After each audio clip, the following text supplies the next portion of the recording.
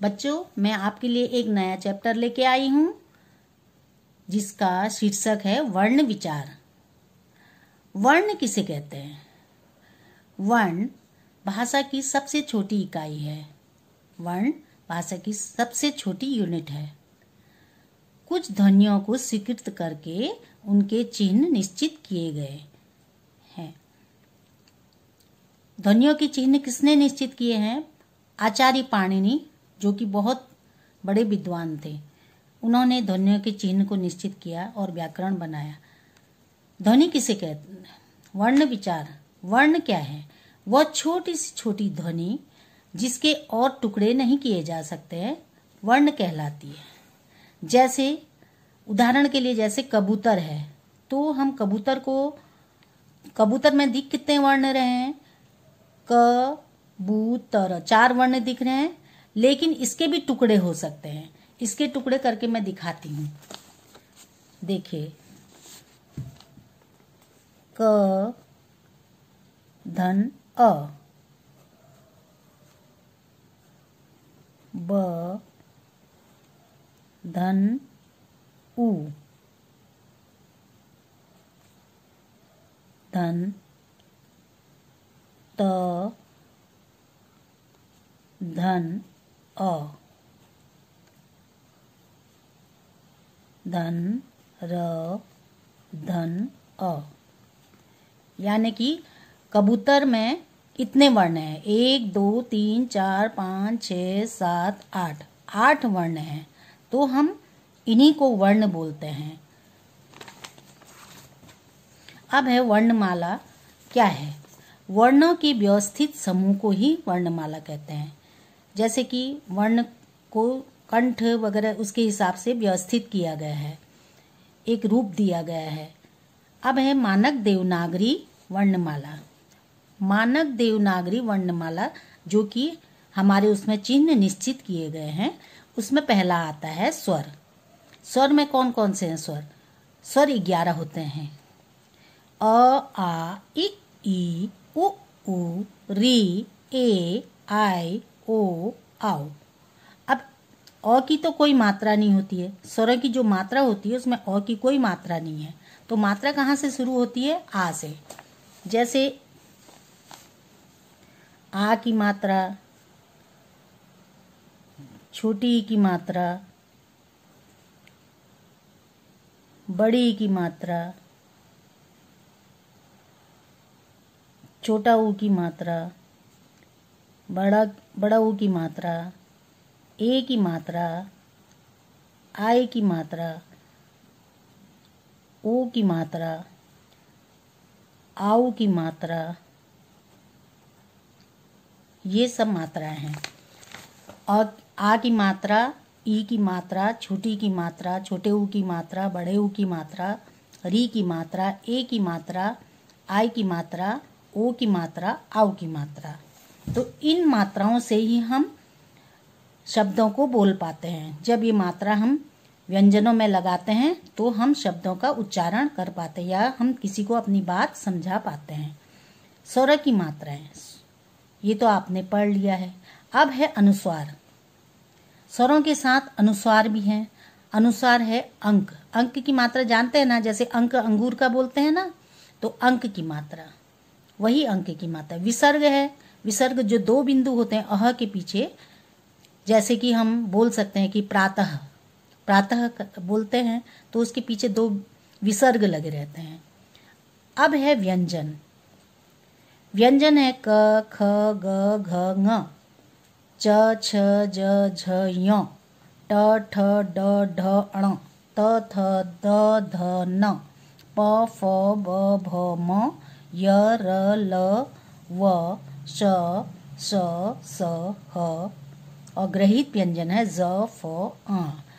व्यंजन टोटल हैं 33 व्यंजन है, जिनको भी अभी मैं व्यंजन जब चैप्टर पढ़ाऊंगी तो उसमें व्यंजन के पार्टीशन यानी कि अलग अलग बताऊंगी कि स्पर्श व्यंजन वगैरह कौन कौन से हैं। अब हम बढ़ते हैं आगे।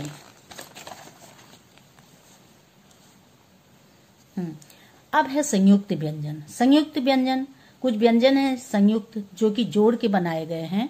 उनको संयुक्त व्यंजन कहते हैं, जैसे श, त्र, ज्ञ, श्र। इनका डिटेल में आगे व्यंजन में बताऊंगी। अब है हल या हलंत। बच्चे हल शब्द को समझते नहीं है, इसलिए मैंने ब्रैकेट में डाल दिया है हलंत। हलंत का सिंबल क्या है? ये एक रेखा। जब स्वर रहित व्यंजन का प्रयोग करना हो तो हल चिन्ह लगाया जाता है, यानी कि जब हम क लिखते हैं तो अ नहीं लगाते उससे क, तो हलंत लगाया जाता है। असली में क ख यही है, उनमें हम ओ आ ई लगाते हैं, तो इसलिए हलंत नहीं लगता है। जैसे ग, घ, है ना। स्वर क्या है? जिन ध्वनियों के उच्चारण के समय हवा बिना किसी रुकावट के निकलती है। आप महसूस करिए, जब आप स्वर बोलते हैं, आप बोलिए, वे स्वर वही स्वर कहलाते। जैसे कि अ बिना रुकावट के बोल रहे हैं, आ, ई, आप भी प्रयोग कीजिए इसका, ई, उ, यहाँ पर हमारे कंठ वगैरह कहीं भी इसमें रुकावट नहीं हो रही। ए, आई, ओ, आओ तक स्वर हैं। अब है वर्णों के रूप। वर्णों के भी रूप हैं, जैसे कि माने गए, एक मानक है, एक अमानक है। अण, अभी अण मानक ये है, पहले अण ऐसे लिखा जाता है। जो हमारे पिताजी वगैरह थे तो अण ऐसे लिखते थे, लेकिन अब ये माना गया है ल ऐसे लिखते थे। ख अभी ऐसे लिखते हैं, पहले ख ऐसे लिखा जाता था। तो क्या है, थोड़ा सा बदलाव किया गया, जो कि मानक ये माने गए हैं, ये अमानक हो गए, है ना। स्वरों के प्रकार। अब स्वरों के प्रकार, हम स्वरों के प्रकार में जाएंगे। स्वरों के 3 प्रकार होते हैं। एक ह्रस्व स्वर, दूसरा दीर्घ स्वर, तीसरा प्लुत स्वर।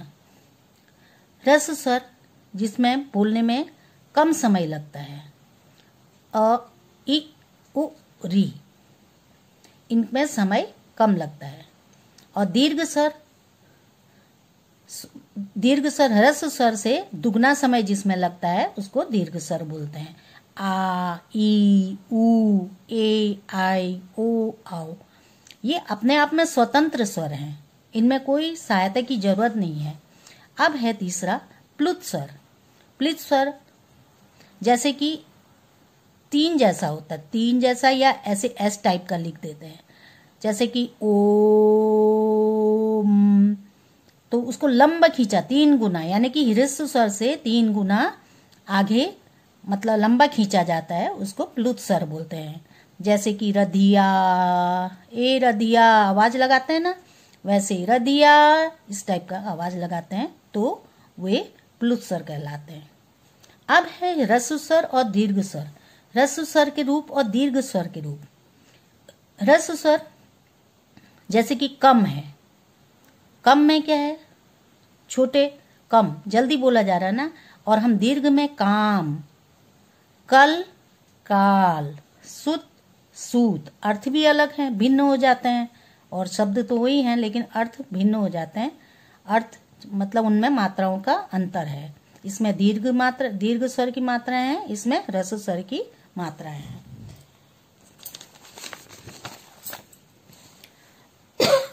अब है आ को भी स्वर में रखा गया है।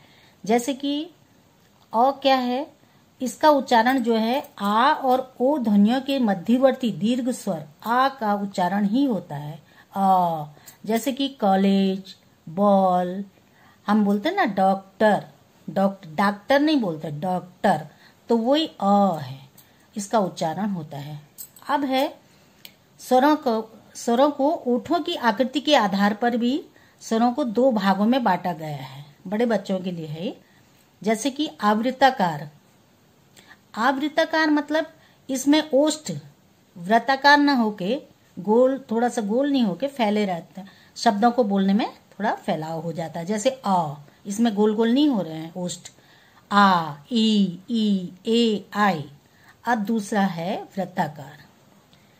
वृत्ताकार कैसे होते हैं? जिन स्वरों के उच्चारण में ओष्ठ वृत्ताकार होते हैं। वृत्ताकार आप अपना महसूस कीजिए, वृत्ताकार स्वर कहते हैं उनको। ऊ गोल गोल बन रहा ना ओष्ठ से, ऊ, ओ, आओ, आ, तो यहाँ पर ये वृत्ताकार इनको आकृति के आधार पर बांटा गया है। अब है अनुनासिक स्वर। अनुनासिक क्या है? सभी स्वरों के उच्चारण को दो प्रकार से ले कर सकते हैं हम लोग, जैसे कि केवल मुख से, और दूसरा है मुख और नासिका दोनों से। अब है अनुनासिक स्वर। उसमें भी एक निरानुनासिक स्वर है, एक अनुनासिक स्वर है। जैसे कि हम निरानुनासिक स्वर सवार, और उसको अनुनासिक करेंगे संवार हो जाएगा। बाट है तो उसका बाट हो जाएगा। विध है, अगर उसको अनुनासिक बनाएंगे तो विध हो जाएगा, विध हो जाएगा। कही है, कहीं हो जाएगा। उगली है, उंगली हो जाएगा। पूछ है तो पूछ हो जाएगा। तो ये अनुनासिक स्वर कहलाते हैं, ये निरानुनासिक स्वर कहलाते हैं।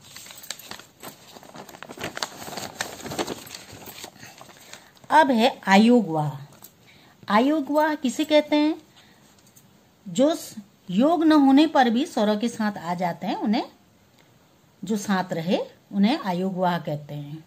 जैसे कि अंक और अह, उसको हमने अलग से लिया है, आयोगवाह उसको बोलते हैं। योग न होने पर भी जो साथ रहे उनको आयोगवाह कहते हैं।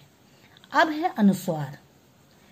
इनका उच्चारण नाक से होता है, जैसे चंचल, अंगूर, हंस, इसे हम अनुस्वार कहते हैं।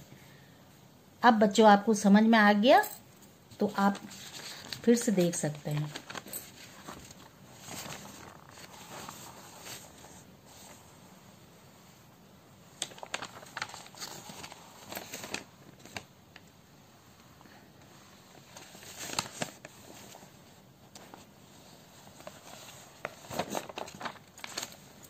अब व्यंजन अगले भाग में मैं पढ़ाऊंगी। Thank you.